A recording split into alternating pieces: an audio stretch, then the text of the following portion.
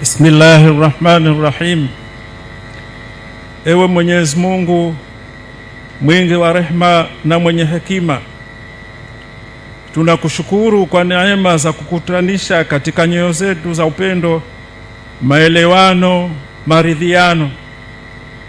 Ewe Mola wetu, tunakuomba rehema zako zijalie nyoyo za viongozi wetu zijae ikhlasi, busara, uvumilivu, umoja na mshikamano, ili washikamane katika kuwatumikia wananchi kwa maendeleo ya nchi na wananchi.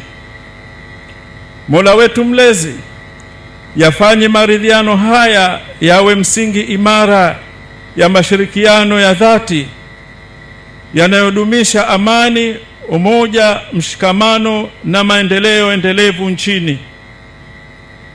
Ewe Mwenyezi Mungu, ewe mwenye kutoa, waongoze viongozi wetu katika nguvu ya kufanya maamuzi yenye hekima yanayoleta watu pamoja, kuondoa mifarakano na kujenga matumaini kwa vizazi vya sasa na vijavyo. Ewe Mwenyezi Mungu, tujalie sote tuwe wasaidizi wa kujenga, kulinda na kuenzi amani na utulivu, wenye kudumisha maelewano, kusameheana, kushirikiana katika kila lenye maslahi kwa taifa la Tanzania na wananchi wake. Ewe Allah, walinde viongozi wetu dhidi ya fitna, chuki, mgawanyiko na kila linaloweza kuvuruga umoja wetu, na uwajalie daima kuwa mfano wa hekima na uadilifu.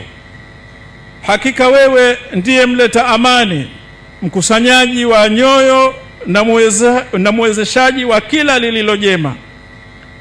Tunakuomba uyabariki maridhiano haya, uyape mafanikio ya kudumu na uyafanye kuwa ni chanzo cha kheri, baraka na maendeleo kwa Zanzibar na Wazanzibari. Amin.